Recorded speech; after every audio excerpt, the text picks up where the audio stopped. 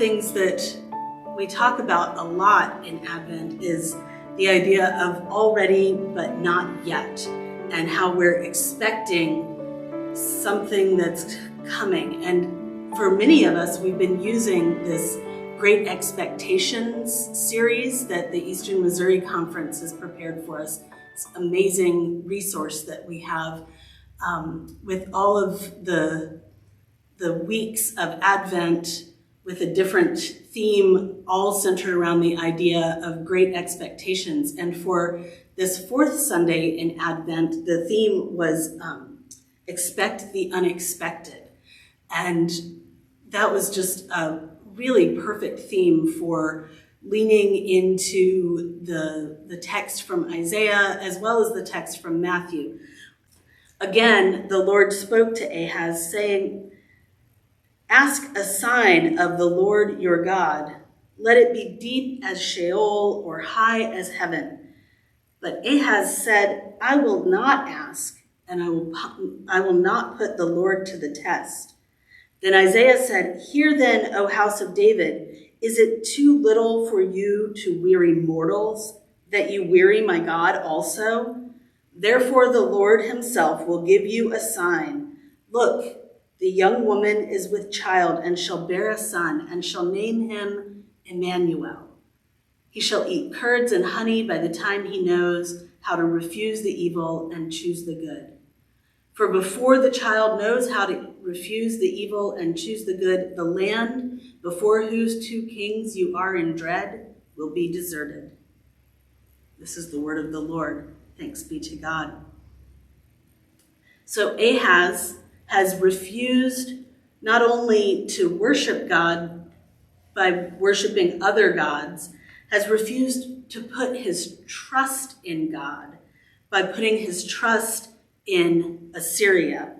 And God has said, "Ask me for a sign. Go ahead, ask me for a sign. I want to give you a sign that this is all going to be okay and that I am still with you, even in spite of what you have done. I'm still with you. I'm still with Israel. Ask me for a sign." And Ahaz says, "No, I'm not going to ask you for a sign. I won't ask God for a sign." And he says, "I will not put the Lord to the test," which we often think of as that's a good thing. Don't put the Lord your God to the test, right? We think that's a good thing. But in this case, he's not genuine in that. He doesn't want to put the Lord to the test because he doesn't want to trust in God. What he wants to trust in is his worldly connections. He wants to trust in his wealth. He wants to trust in his power. He wants to trust in his alliances. He wants to trust in Assyria and in these other choices that he's made, these other gods that he's chosen. And so what he expects is that Assyria will come through and that God, the Lord of Israel, will not.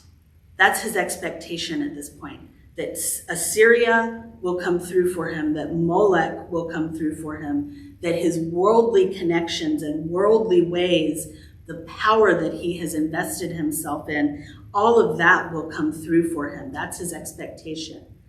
And God says, actually, expect the unexpected. Expect that I will come through for you. And that's what God does.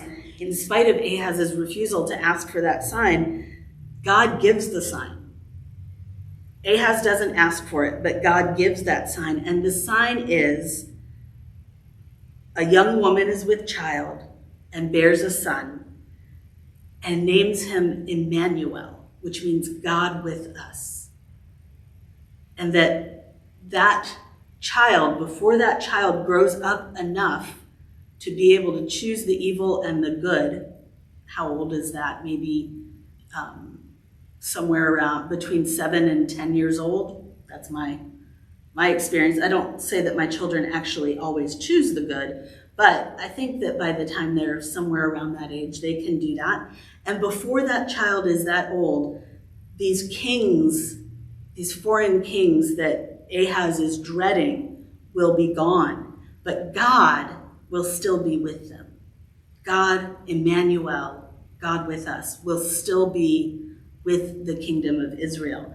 And the thing that strikes me about this text is that I think when we talk about Advent and the already not yet, we talk about this idea of God acted in history, in Christ, obviously.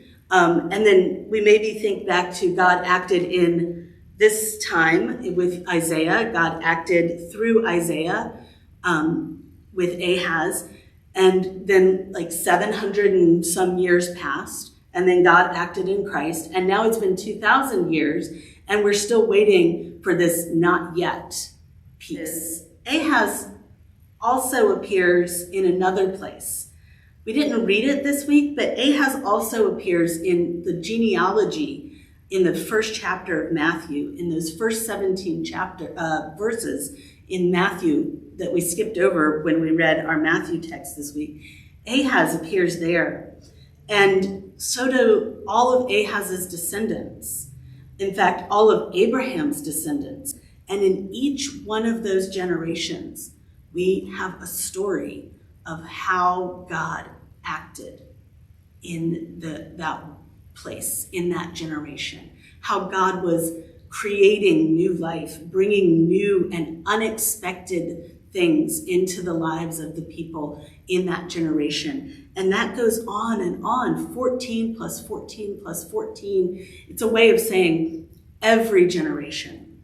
In every generation, God, Emmanuel, God with us, is active and here and creating new life and new beginnings out of whatever we bring.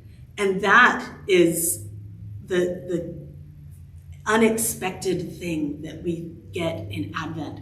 We expect the unexpected because we're not just waiting for some pie in the sky, off in the future action from God. And we're not just remembering some action that God took way back in the history of our faith, but expecting that God will act now. And God comes to Ahaz and says, ask me for something. God comes to us every week in the water of our baptism, in the wine and the bread of the altar. God comes to us and says to us, ask me for something. Whatever you need, ask. Expect the unexpected from God. Ask for a sign. Ask for what you need to know so that you can take that next first step. Whatever that next right thing is that you need to do.